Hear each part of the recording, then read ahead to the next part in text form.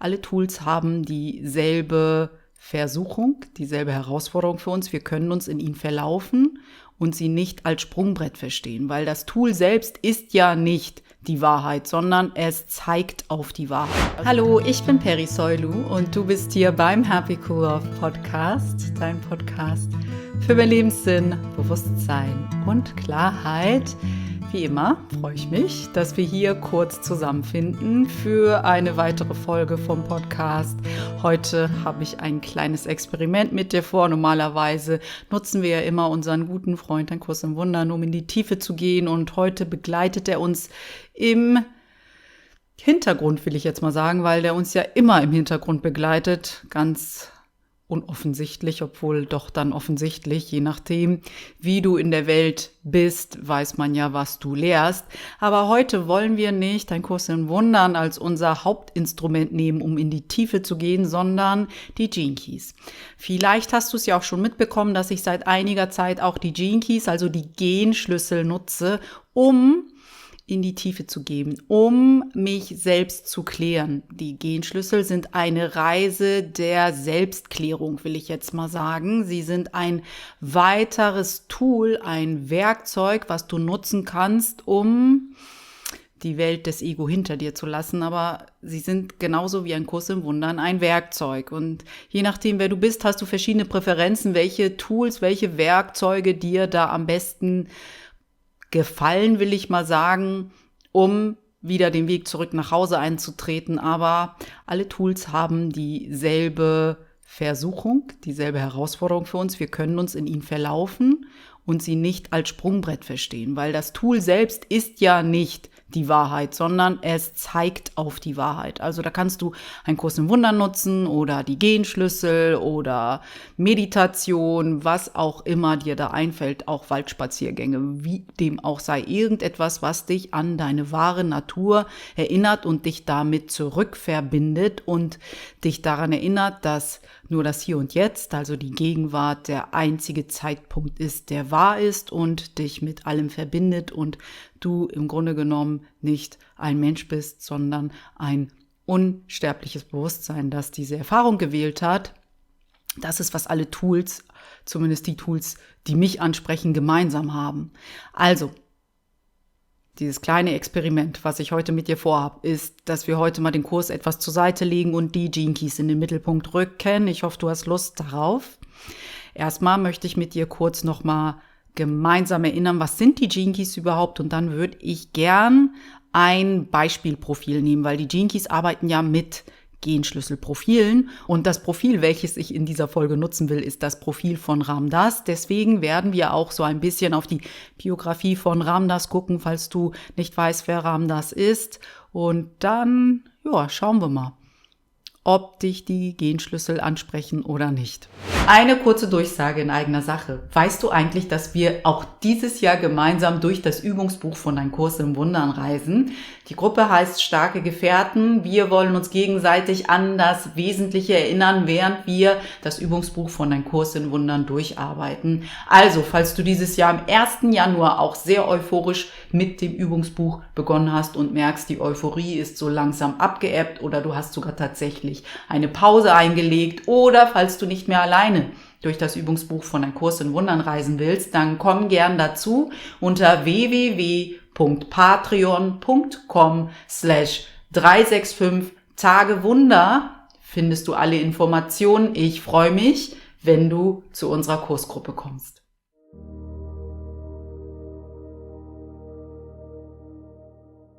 Die Gene Keys sind für mich ein sehr, sehr wertvolles Werkzeug geworden, um mich selbst zu reflektieren. Der Begründer der Gene Keys, Richard Rudd, beschreibt die Gene Keys als eine Reise der Selbsterkenntnis. Du nutzt dein Profil, welches du auf genekeys.com dir geben lassen kannst, als ein Startpunkt, um eine innere Reise anzutreten. Und das Hauptwerkzeug der Gene Keys ist die Kontemplation. Die Kontemplation ist so ein Zwischending zwischen Meditation und Konzentration. Für mich ist es immer so schwer, die Kontemplation in Worte zu fassen, aber wenn ich es müsste, dann würde ich sagen, es ist so ein Innehalten mit etwas, was du näher betrachten willst. Und das Innehalten passiert hier natürlich mit den verschiedenen Gene Keys, also Genschlüsseln. Es gibt 64 Genschlüssel und in deinem Profil, das klassische Gene Keys Profil, da sind 11 Genschlüssel aktiv und die nutzt du, um zu kontemplieren, also so eine Pause einzulegen, dein Bewusstsein um diesen Genschlüssel herumzulegen und dir aufzeigen zu lassen, was dieser Genschlüssel für dich bedeutet und wie er sich in deinem Leben zeigt, wie er sich in deinem Inneren zeigt, wie er sich in deinem Äußeren zeigt. Das ist wirklich ein bewusstes Innehalten, ein sich damit im Inneren bewegen, ohne dass du deinen Alltag stehen und liegen lassen musst. Du kannst das auch, während du alle möglichen Dinge machst, wie deine Arbeit verrichten, abspülen, sauber machen, mit deinen Freunden zusammen sein, einkaufen gehen, kannst du immer kontemplieren, weil das ist das Schöne an Kontemplation. Du musst es eigentlich nicht aktiv nur exklusiv tun, sondern du kannst auch ganz viel anderes tun, während das so in deinem Hinterkopf, will ich jetzt mal sagen, immer arbeitet. Es ist so ein bisschen, als würde man den Beifahrersitz einnehmen und den Genschlüssel zum Fahrer machen und dir dann so aufzeigen lassen, wohin die Reise geht damit. Du machst damit wirklich so eine bewusste Pause. Und oft entsteht genau nur durch diese Herangehensweise, durch diese beobachtende, ruhige Herangehensweise an das Thema des Genschlüssels, eine Verschiebung innerlich. Es ist gar nicht so viel zu tun, obwohl es ist innerlich was zu tun, damit eine Verschiebung stattfinden kann. Und heute, wie gesagt, möchte ich die Genschlüssel nutzen, um das Leben, die Biografie von Baba Ram Dass anzuschauen. Aber für alle von uns, die nicht wissen, wer Ram Dass ist, gibt's hier nochmal eine kurze Zusammenfassung von dem, was Ram Dass ausmacht. Ich bin wieder mal über Ram Dass gestolpert vor, ich glaube, einem Jahr oder so, weil ich mit jemandem über Ram Dass gesprochen habe und dann über seinen Podcast gestolpert ist. Der Podcast ist kein normaler Podcast in dem Sinne, weil Ram Dass ja auch 2019 verstorben ist, sondern es ist ein Podcast aus all den Aufnahmen, die über die Jahrzehnte passiert sind, während Ram Dass Vorträge gehalten hat. Also du wirst auch so ein bisschen durch die Jahrzehnte geschickt, durch die Zeitgeschichte, was an diesem Podcast auch sehr besonders ist. Ich weiß, dass es diesen Podcast gerade nur auf Englisch gibt, aber ich weiß nicht, ob es mit AI irgendwann möglich sein wird, dass du simultan Podcasts übersetzt bekommst. Das wäre ja was. Ich könnte mir vorstellen, dass das bald möglich ist. So rasant wie diese Entwicklung geschieht, kann ich mir vorstellen, dass wir irgendwann noch bald solche Tools haben und ehrlich gesagt eine Sprache gar keine Barriere mehr darstellen muss. Also, wir schauen mal gemeinsam auf seine Biografie. Ram Dass wurde 1931 in Boston, Massachusetts geboren als Richard Alpert mit jüdischen Wurzeln. Seine Eltern waren, wie er immer gesagt hat, gute Mittelschicht mit jüdischen Wurzeln in den USA. Und er starb 2019 auf Maui, Hawaii. Also er ist nicht mehr am Leben. Er hat seine menschliche Hülle bereits abgelegt. Er war ein bedeutender spiritueller Lehrer, der Meditation und Yoga und Spiritualität hier im Westen prägte für viele Jahrzehnte. Und sein Buch Be Here Now, ich übersetze das jetzt mal wortwörtlich, sei jetzt hier, ist ein Klassiker unter den spirituellen Büchern. Ich habe es tatsächlich selber, ich muss das jetzt mal hier so sagen, noch nicht gelesen, aber ich würde es gern mal lesen. Es steht auf alle Fälle auf meiner Wunschliste. Dafür habe ich wohl im letzten Jahr sehr viel mich mit seinem Podcast beschäftigt. Und das Schöne an dem Podcast ist, ich mache dafür jetzt noch einmal Werbung, ist, dass du auch sehr viel über seine Biografie lernst, sehr viel darüber lernst, wie er seinen spirituellen Weg oder den Weg wieder zurück nach Hause. Wir nennen es hier jetzt mal spirituellen Weg, aber dabei ist das der natürliche Weg, den wir alle antreten müssen, früher oder später. Das hier ist ein Pflichtkurs, wie ein Kurs im Wundern so schön uns erinnert, wie er diesen Weg wieder zurück nach Hause angetreten ist, wie seine Geschichte ist, und sie ist echt mega spannend. Ursprünglich als Psychologieprofessor an der Harvard-Universität erforschte damals Richard Alpert mit seinem Kollegen Timothy Leary die Wirkung von psychedelischen Substanzen auf dein Bewusstsein. Das führte irgendwann dazu, dass ihn die Harvard-Universität Universität gefeuert hat, weil das natürlich komplett ein Tabuthema war, worauf wir später, wenn wir sein Profil gemeinsam angucken, weil das steht hier heute noch an, auch eingehen werden, dass er dort halt tatsächlich schockierende Dinge gemacht hat, die Gesellschaft schockierend und seine kleine Bubble-Gesellschaft von der Harvard-Universität schockierend. Und seine umstrittene Forschung führte dann dazu, dass er 1963 gefeuert wurde. Ein paar Jahre später, 1967, führte ihn dann seine Intuition, seine tiefe Sehnsucht danach, das, was er mit den psychedelischen Substanzen erfahren hat, diese andere Welt, die so jenseits des Verstandes war, näher zu erforschen und viel nachhaltiger halten zu können. Er dachte, es muss Menschen geben, die das nicht mit Drogen schaffen, sondern aus ihrer eigenen inneren Kraft und aus ihrem eigenen inneren Bewusstsein heraus, führte ihn seine Reise nach Indien, wo er dort dann irgendwann seinen Guru 1967 begegnete, Neem Karoli Baba. Neem Karoli Baba, so hat Ram Dass immer gesagt, war die Inkarnation der Liebe pur. Also wir können uns sozusagen vorstellen, es war, als würde man Jesus gegenüber sitzen. Und das war dann sein Guru, bis der Guru dann, ich glaube, Anfang der 70er verstorben ist. Und seinen Namen, Ram Dass, der Diener Gottes, hat Richard Alpert damals von seinem Guru bekommen. Also nachdem ihn Neem Karoli Baba Ram Dass getauft hatte, sein spiritueller Name, hat er dann diesen Namen angenommen, obwohl er später auch wusste, auch das ist nur ein Name, das ist nicht die absolute Wahrheit. Ich spiele gerne auf dieser Ebene des Menschlichen die Rolle von Ram Dass, das ist total okay, damit kann ich mich anfreunden, aber ich bin nicht Ram Dass, ich bin auch nicht Richard. Das ist ganz spannend, wenn du seinen Podcast verfolgst, wie er diese Entwicklung auch macht, zu verstehen, auch das hätte mich dazu verführen können, wieder eine Rolle zu spielen. Aber eine Rolle ist wieder gefangen sein in der Methode und nicht die Methode nutzen, um mich zu befreien und zu wissen, wer ich wirklich bin. Und zurück in den USA teilte er halt das, was er gelernt hatte in Indien mit Menschen und die Menschenmenge wurde immer mehr und immer interessierter und er hat verschiedene Vereine gegründet und Bücher geschrieben und Vorträge und Retreats gehalten, bis sogar an sein Lebensende. Auch nach einem Schlaganfall 1997, den Ram Dass selbst als spirituelle Gnade empfunden hat, hat er nicht aufgehört zu unterrichten und seine Weisheiten und sein Wissen und seine Erfahrung mit uns zu teilen. Und zum Glück haben wir immer noch die Möglichkeit, all das, was Ram Dass mit der Welt geteilt hat, in seinem Podcast Ram Dass Here and Now zu erfahren. Also kostenlos all diese Weisheiten im Internet verfügbar.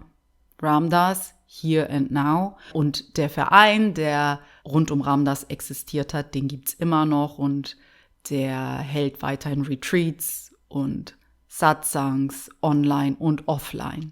Jetzt, wo wir wissen, wer Ram Dass ungefähr ist, noch einmal kurz zur Erinnerung, was macht die Genschlüssel aus? Die Grundlage für deine Arbeit mit den Genschlüsseln ist dein persönliches Profil, welches du dir auf www.genekeys.com abrufen kannst. Du findest auf der Webseite unter Free Profile eine Eingabemaske, wo du alles eingeben musst, was du brauchst für dein Gene Keys Profil. Das ist vor allem dein Geburtsdatum, die Geburtsurzeit, der Geburtsort.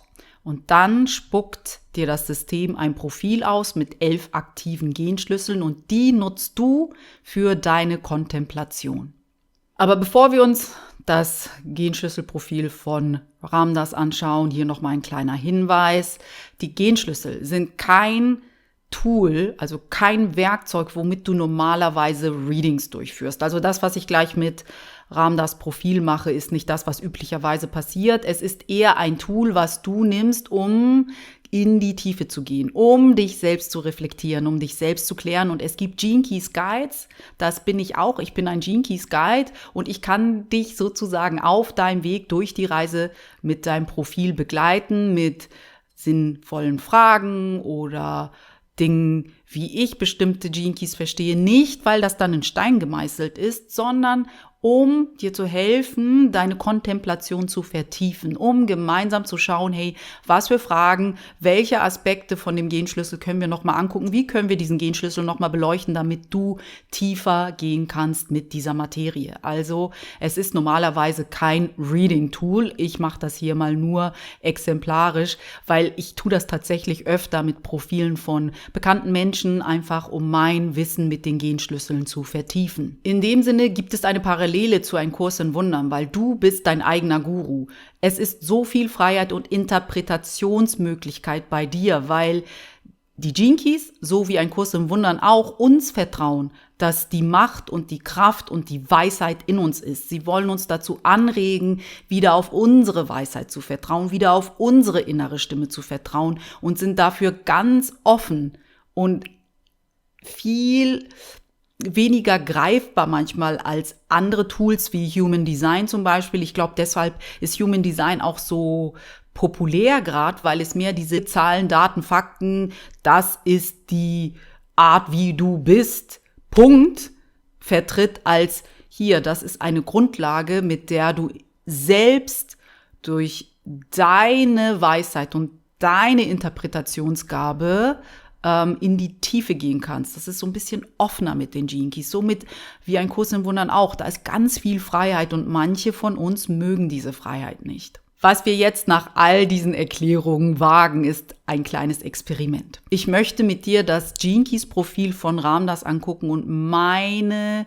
Sichtweise, was ich damit wahrnehme, was ich darin erkenne, mit dir teilen. Das ist natürlich meine persönliche Perspektive auf das, was ich da sehe, gepaart mit dem, was ich über Ram Dass weiß. Und jemand anders würde wahrscheinlich einen anderen Fokus finden oder andere Themen, die ihn faszinieren an dem Profil. Und das ist ja halt die Freiheit, die existiert mit den Genschlüsseln, ne? Die eigentliche Arbeit, ich wiederhole mich hier, mit den Genschlüsseln passiert, wenn du dich selbst mit deinem Profil auseinandersetzt und damit in die Tiefe gehst, also die Methode der Kontemplation anwendest. Warum ich überhaupt auf die Idee kam, mal wieder ein Profil mir anzugucken, wie das von Ram Dass ist, weil ich immer mal wieder so Eingebungen habe, wenn ich Menschen, die wir in der Öffentlichkeit kennen, zuhören, das Gefühl habe, dass ein bestimmter Genschlüssel bei ihnen aktiviert sein könnte. Zum Beispiel, als ich an John Lennon dachte und seinen Song Imagine, habe ich gedacht, vielleicht hat er ja den 41. Genschlüssel bei ihm im Profil aktiviert, weil dieser Genschlüssel nämlich immer so eine Vision von der Zukunft hat. Er ist so seiner Zeit voraus. Er sieht Dinge und er ahnt die Zukunft, obwohl wir im Kollektiv noch gar nicht dort sind. Und dann habe ich sein Profil angeguckt und siehe da, in seinem Kern beziehungsweise in seiner Berufung war der Genschlüssel 31. Jetzt sagst du wahrscheinlich halt, stopp, 41 ist nicht 31, ist dir schon klar, Peri? Ja, ist mir klar, aber die 41 und die 31 haben eine besondere Beziehung, nämlich sie sind Programmierpartner. Jeder Genschlüssel, der 64 Genschlüssel hat einen Programmierpartner und die sind in direktem Bezug zueinander. Sie haben eine sehr direkte Dynamik miteinander und die 41 ist ein sehr, wie soll ich sagen, der hat etwas, was in die Zukunft schaut, was neu ist, was die anderen noch gar nicht erahnen können. Und ich finde, dieser Song Imagine hat wirklich so eine Qualität des 41. Genschlüssels in sich. Übrigens, die Genschlüssel basieren auf dem I Ching. Das ist ein sehr altes, 5000 Jahre altes Buch aus China. Es nennt sich auch das Buch der Wandlung und es wird und wurde ganz viel als Orakel benutzt. Man hat damit so ein bisschen versucht, die Zukunft vorherzusagen. Und die Gene Keys von Richard Rudd sind sozusagen fast so eine Neuinterpretation für uns, für die modernere Zeit des I Ching. Also es basiert auf wirklich sehr altem Material. Und jeder Genschlüssel hat 3 Frequenzbänder. Es gibt eine Schattenfrequenz, eine Gabenfrequenz und eine Siddhi oder göttliche Frequenz. Also ich hoffe mit dem, was ich hier sage, dass ich dir so einen kleinen Vorgeschmack gebe, auf was alles die Gene Keys dir bieten können und wie gehaltvoll und wie auch tief sie sind. Also Ich glaube nicht, dass man sie mit einer Podcast-Folge darüber, was die Gene Keys ausmacht und was Ram Dass Profil ausmacht, erfassen kann, aber dafür sind sie auch nicht da. So funktioniert ein Kurs im Wundern auch nicht. Du musst dich damit einlassen und das tief und regelmäßig und über einen längeren Zeitraum, um ein Gefühl dafür zu bekommen, was bedeutet die Schattenfrequenz, was bedeutet die Gabenfrequenz und was bedeutet die Siddhi oder göttliche Frequenz. Ne? Die Schattenfrequenz kannst du dir so merken, das ist die Angstfrequenz, das ist da, wo das Ego zu Hause ist. Wir kennen diese Frequenz nur zu gut als Schülerinnen und Schüler von Ein Kurs im Wundern. Und die Gabenfrequenz ist da, wo dein Herz offen ist, da, wo du aus der Angst zurück in dein Herz findest. Und das heißt nicht, dass du komplett angstbefreit bist. Das heißt auch nicht, dass du deine menschliche Identität komplett abgelegt hast. Aber es heißt, du bist hier mit einem offenen Herzen und einem offenen Geist und lebst ein vergebendes Leben. Das ist so ein bisschen, wie ich die Gabenfrequenz verstehe. Du wechselst von der Ich bin total im Überlebensmodus in einen Modus, wo du sagst, hey, wie kann ich dienlich sein? Weil ich verstehe, wir sind alle miteinander verbunden. Ich verstehe, ich darf geben, um zu empfangen. Und das ist, was ich hier tun möchte, mit Hilfe der Gaben, die ich von Gott habe. Wir nutzen jetzt unser Wissen rund um die Biografie von Ram Dass und die Genschlüssel und schauen uns jetzt gleich gemeinsam das Profil von Ram Dass an. Dafür wechsle ich in eine andere Sicht, also dann wirst du das Profil von Ram Dass sehen und ich wünsche dir ganz viel Freude dabei. Ich hoffe, dass wir, wenn wir gleich gemeinsam das Profil ansehen, du den ein oder anderen Aha-Moment hast. Das würde mich wirklich sehr freuen und wenn du das auch mit mir teilst. Nach all dieser Vorbereitung schauen wir jetzt mal gemeinsam auf das Genschlüsselprofil von Ram Dass, weil bei ihm mir etwas Ähnliches passiert ist wie mit John Lennon. Beim Hören einer seiner Podcast-Folge, beziehungsweise beim Podcast insgesamt, merke ich immer wieder seine unglaubliche Klarheit und Offenheit. Also da ist überhaupt kein sich verstellen müssen oder irgendein Image pflegen, so tun, als ob irgendetwas ist, was nicht ist und eine echt große Klarheit in seiner Kommunikation den Menschen gegenüber. Und dieser Podcast war ja nicht ursprünglich als Podcast gedacht. Das sind all die Aufnahmen, die sich über die Jahrzehnte von Ram Dass angesammelt haben und sein Verein, die haben das in einen Podcast umgewandelt und so für uns alle zugänglich gemacht. Und da ist so viel Gold drin, das ist so wertvoll, was Ram Dass mit uns teilt und auch wie wir diese Jahrzehnte mit ihm nochmal erleben dürfen, auch seine Entwicklung erleben dürfen, wie dem auch sei. Was ich also bemerkt habe beim Zuhören, ist, dass er da wirklich sehr klar mit uns ist und sehr transparent.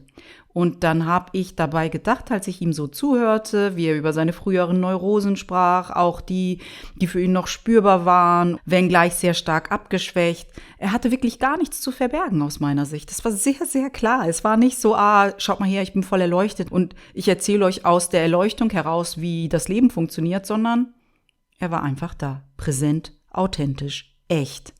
Und deshalb habe ich mich so gefragt, kann es sein, ist es möglich, dass Ram Dass den Genschlüssel 59 in sein Profil trägt? Das ist der Schlüssel, der in seiner höchsten Ausdrucksform die Transparenz hat und viel mit dem Thema Intimität zu tun hat, weil ich glaube tatsächlich, dass wir in der Gesellschaft das Thema Intimität komplett falsch verstehen. Jeder hat ja so seine eigene Definition von Intimität, aber ich habe das Gefühl, dass wenn wir wirklich nichts mehr zu verbergen haben, wenn wir wirklich ohne irgendwelche Spielchen des Ego vor einer anderen Seele stehen, so ganz, ich sag mal, nackt, aber wirklich nackt, innerlich nackt, nicht irgendwie noch Spielchen spielend oder doch noch irgendwas verbergend, damit wir interessant werden oder vielleicht auch, weil wir denken, okay, dann könnte uns der andere ablehnen, so ganz, ganz pur. Das ist wahre Intimität, weil Intimität entsteht nicht durch zwei Körper, die sich nahe sind, sondern durch zwei Geister. Und das ist, was Ram Dass wirklich, wirklich auch in diesem Podcast, für mich zumindest, sehr spürbar demonstriert. Also, wir wissen, dass Ram Dass, ich zoome mal ein bisschen rein, wir wissen, dass er am 6. April 1931 geboren ist, um 10:40 Uhr in Boston, Massachusetts.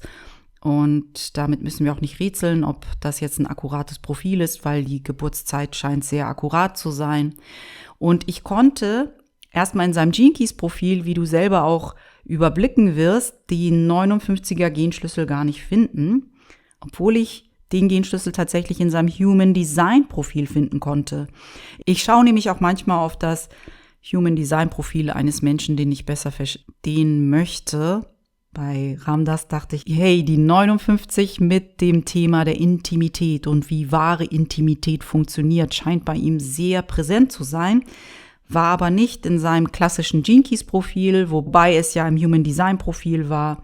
Und manchmal schaue ich halt auch in das Human Design Profil, weil beide Systeme, will ich jetzt mal sagen, ich nenne das mal Systeme, weil ich nicht weiß, wie ich es anders nennen soll, dieselbe Grundlage haben. Also sie basieren auf denselben Infos, auf denselben Quellen, aber Human Design hat einen ganz anderen Zugang. Aber was mich immer wieder fasziniert, ist, dass man wirklich heraushören kann und erspüren kann, welche Schlüssel in einem Menschen wirken.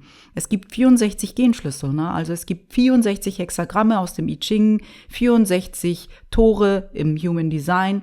Und ich könnte völlig falsch liegen. Ich könnte ja völlig falsch liegen, dass ich die 59 bei Ram Dass höre, aber er hat sie tatsächlich aktiviert. Er hat das Gate, also das Tor der 59 in seinem Profil aktiviert, wenngleich nicht in seinem Genschlüsselprofil, aber in seinem Human Design Profil. Und es zeigt sich erstaunlich oft aus meiner Erfahrung heraus. Es stimmt, wenn du das Gefühl hast, okay, hier hörst du gerade den Genschlüssel 51 und dann das Profil heraussuchen kannst, weil du die genaue Uhrzeit deines Menschen kennst, dann zeigt sich ganz oft, man liegt gar nicht mal so falsch. Vielleicht ist es auch ein Hinweis darauf, dachte ich dann, dass alles schon geschrieben steht, so wie ein Kurs in Wundern uns ja auch sagt. Also, nach all dieser Vorbereitung, wir schauen jetzt mal gemeinsam konkret bei Ram Dass hin. Mein erster Blick, und ich zoome jetzt noch ein bisschen rein, geht da immer auf das Lebenswerk. Und dann schaue ich, was ist ihr besonders, was fällt mir insbesondere ins Auge, wenn ich das gesamte Profil anschaue. Also zuerst das Lebenswerk, weil dort ist die Sonne gewesen, als Ram Dass geboren worden ist. Damit ist bei ihm die 51 aktiviert mit der Linie 1. Das, was du hinter dem Punkt siehst, ist die Linie. Es gibt insgesamt 6 Linien. Ram Dass hat die Linie 1 in seinem Lebenswerk. Das Lebenswerk gibt uns Auskunft darüber, wozu du hier bist in dieser Inkarnation. Bei Ram Dass die 51.1 und jeder Genschlüssel, wie du siehst, hat 3 Frequenzbänder. Hier stehen sie gerade auf Englisch. Ich übersetze sie uns kurz mal. Die Schattenfrequenz ist die Aufruhr. Die Gabenfrequenz ist die Initiative und die göttliche Frequenz ist das Erwachen. Die Linie 1, das ist diese Linie hier, die du hinter dem Punkt siehst, steht für den Archetyp des Schöpfers. Jemand, der etwas Neues in die Welt bringt, ein Fundament legt. Und das können wir bei Ram Dass wohl sehr gut beobachten und bestätigen, dass er ein Fundament gelegt hat und etwas ganz Neues damals in den Westen gebracht hat. Nämlich indische Philosophie, indische Weisheiten.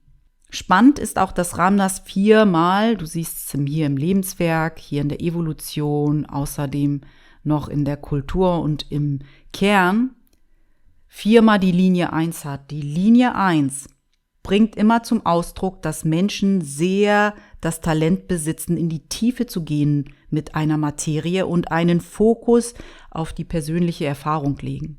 Ram Dass hat das ja alles erstmal zuerst erfahren und dann in die Welt getragen. Und er ist damit ja unglaublich in die Tiefe gegangen, was sein Guru ihm damals näher gebracht hat.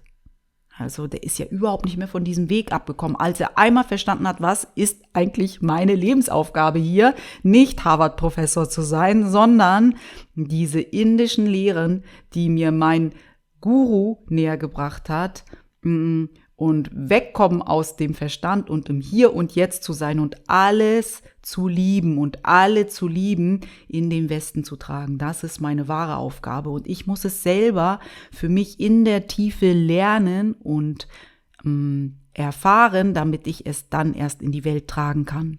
Die Linie 1 lehrt uns Gene Keys, beginnt immer mit sich selbst und will verstehen, durchdringen und den Dingen auf den Grund gehen und sie wirklich in der Essenz erfassen. Und was mir dann auch noch besonders ins Auge fällt in diesem Profil, ist immer die Frage, was fällt jemand anderem ins Auge? Ne? Ich kann auch nie hier ein komplettes Bild von einem Menschen abzeichnen. Es ist auch immer so eine Gratwanderung. Ne? Was teilst du und ist es dann zu wenig oder habe ich was Besonderes ausgelassen oder was sehr, sehr Wichtiges? Aber ich vertraue erstmal, dass das, was ich erzähle, irgendwie dienlich ist für dich, um vielleicht dich damit auseinanderzusetzen, ob du auch Interesse hast, mit den Genschlüsseln zu arbeiten. Also was mir auch noch auffällt, wenn ich einfach einen Blick auf das Gesamtprofil werfe, ist, dass es zweimal die 53 gibt. Einmal in seiner Kultur und einmal in seiner Bestimmung. Die 53 drückt für mich auch etwas aus, was Ram Dass ausgestrahlt hat, nämlich seinen unbedingten Willen, sein Bewusstsein immer mehr auszudehnen, weil du siehst ja, hier hat er die Gabe der Expansion, also der Ausdehnung. Zudem hat er auch noch den Genschlüssel 7, wie du hier siehst. Und der Genschlüssel 7 spricht für mich auch über seine Führungsqualitäten, also über die Gabe, Menschen anzuleiten. Weil du siehst hier in der Gabe hat er Guidance, also er kann andere Menschen führen.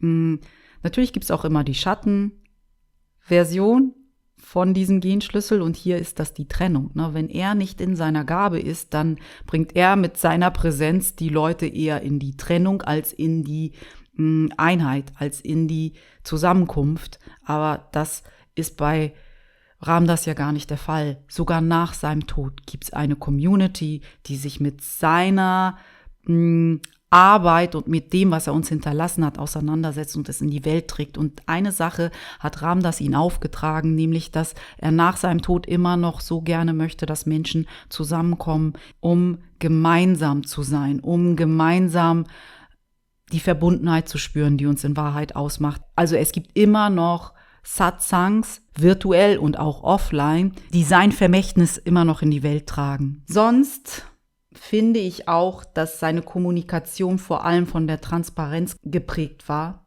Und das könnte man auch tatsächlich in dem Genschlüssel 57 sehen, hier in seiner Evolution, der ja den höchsten Ausdruck, diesen göttlichen Ausdruck von Klarheit trägt. Also er war sehr klar. Und das andere, was uns auch noch Ausschluss gibt darüber, dass er so klar und ehrlich sein konnte und das gelebt hat, sind diese vielen Einserlinien. Also die Einserlinie, die steht für Ehrlichkeit als Heilmittel gegen die Unterdrückung. Vor allem hier in der Kernwunde könnte er entweder alles unterdrücken, wenn er die Schattenfrequenz der Eins leben würde, oder er bringt halt durch die Ehrlichkeit, die er wirklich, also wenn du diesen Podcast mal hörst, der ist wirklich ehrlich und er sagt auch, dass er vor allem an seinen Freunden schätzt, dass sie ihm ehrlich sagen können, was sie an ihm vielleicht nicht so gut finden, wo er vielleicht wieder irgendwie gepennt hat oder so.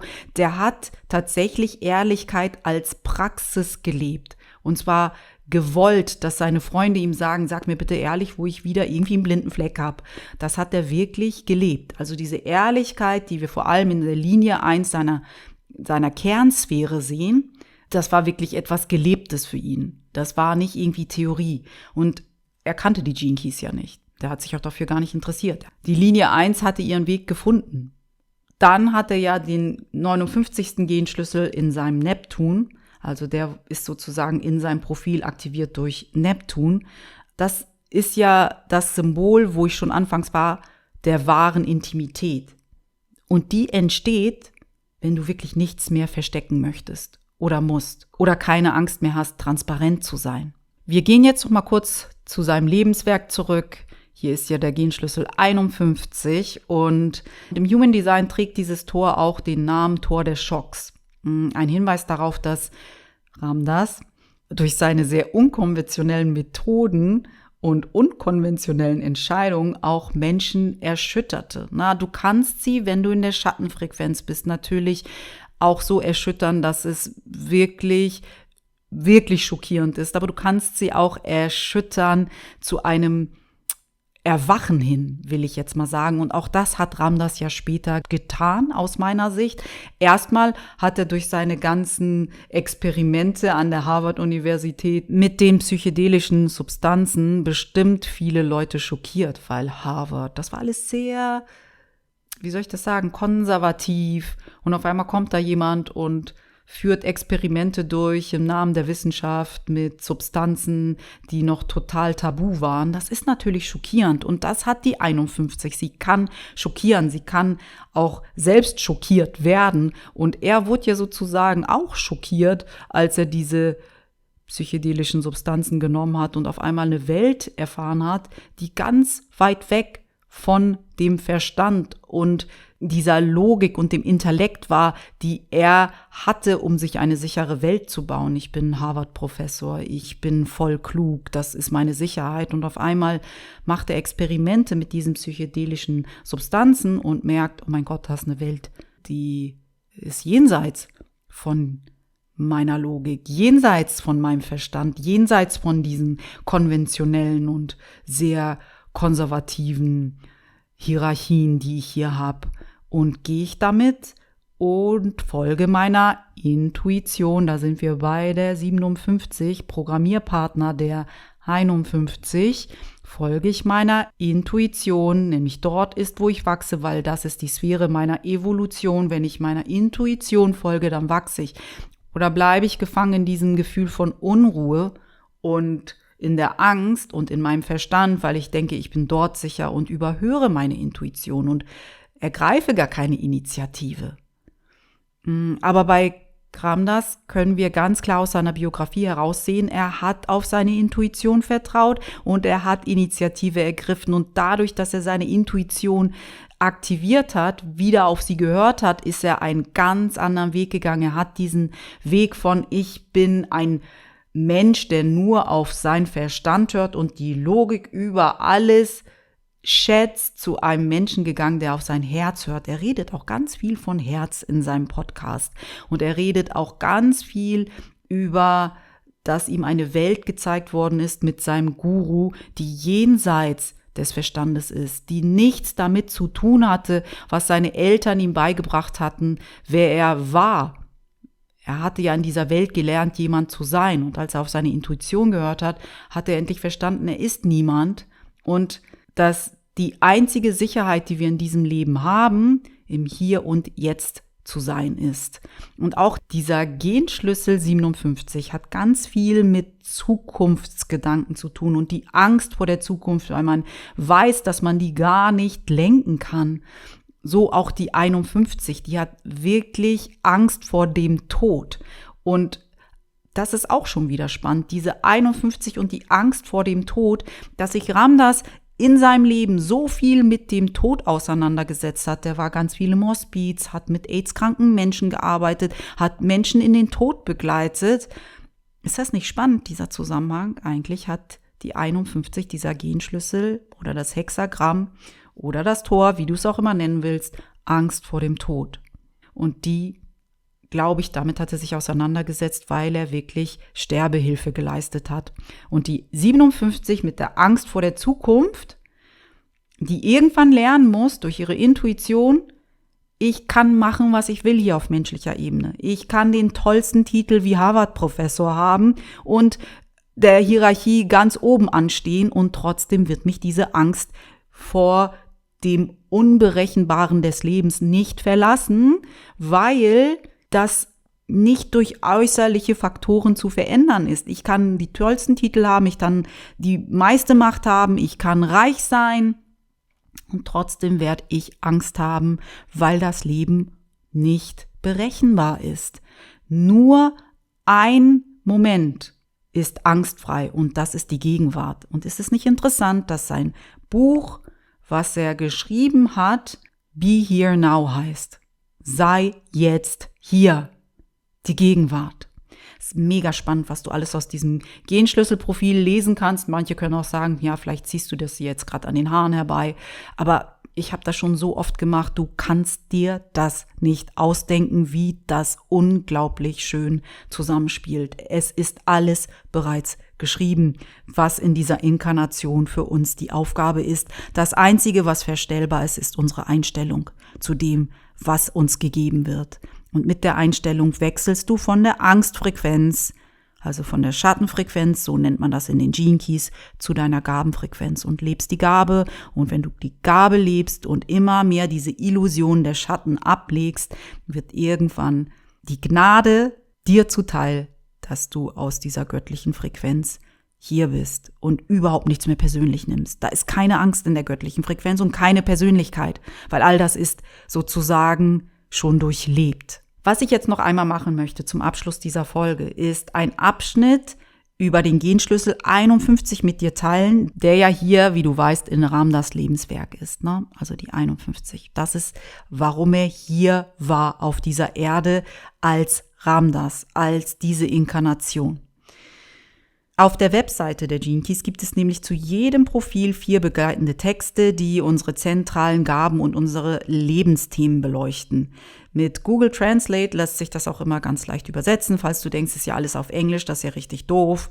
Ja, mit AI und Google Translate hast du zumindest ein Tool, womit sich alles sehr leicht übersetzen lässt, falls du Interesse daran hast und denkst, es könnte an deinem Englisch scheitern. Also, wir gehen jetzt mal ganz kurz zu diesem Absatz.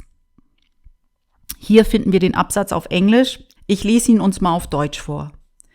Du sollst nicht der Masse folgen.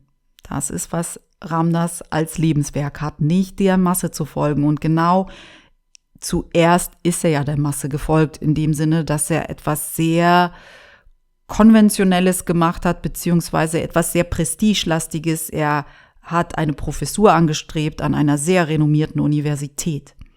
Also er ist zuerst der Masse gefolgt. Das heißt, damals, auch wenn es etwas sehr, sehr Schillerndes ist, viele Leute würden sagen, wie erstrebenswert, er ist Professor gewesen an der Harvard-Universität, aber damals ist er nicht seiner Gabe und seiner Intuition gefolgt. Das war nicht die Gabenfrequenz, das heißt nicht die Herzensfrequenz, sondern die Ego-Frequenz, die er damit bedient hat. Spannend, ne? Das Ego kann wirklich auch sehr beeindruckend sein auf der menschlichen Ebene und dennoch folgst du nicht deiner wahren Bestimmung.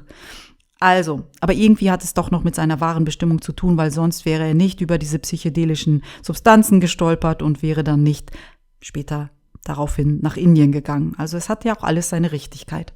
Gut, du sollst nicht der Masse folgen. Du bist nicht der Typ Mensch, der sich an die Regeln hält oder dem Mainstream folgt. Du bist hier, um in unbekannte Gewässer vorzudringen und dich selbst über das hinaus zu entwickeln, was dein Verstand sieht. Sein erster Job, sozusagen in seinem ersten Leben hier als Ramdas, beziehungsweise als Richard, war er ja jemand, der wirklich sehr verstandslastig war. Du bist ein einzigartiger Mensch und was du im Leben tust, wird dies widerspiegeln. Es gibt niemanden, dem du folgen kannst, obwohl er ja seinem Guru gefolgt ist. Aber das Spannende ist ja, der Guru, der ist ja ziemlich schnell verstorben, will ich jetzt mal sagen. Also sie kannten sich 5 Jahre, aber es hat ihn so geprägt. Und dennoch ist er damit seinen eigenen Weg gegangen. Und kein wirkliches Vorbild, an dem du dich orientieren kannst. Du musst alles in dir selbst finden. Da du dazu bestimmt bist, ein außergewöhnliches Leben zu führen, und das können wir wohl unterstreichen bei Ramdas, wirst du, selbst wenn du in der gewöhnlichen Welt lebst, Möglichkeiten bekommen, die andere vielleicht nicht haben. Deine Bestimmung ist es, einen Quantensprung über unser normales Funktionieren in der Welt hinaus zu machen.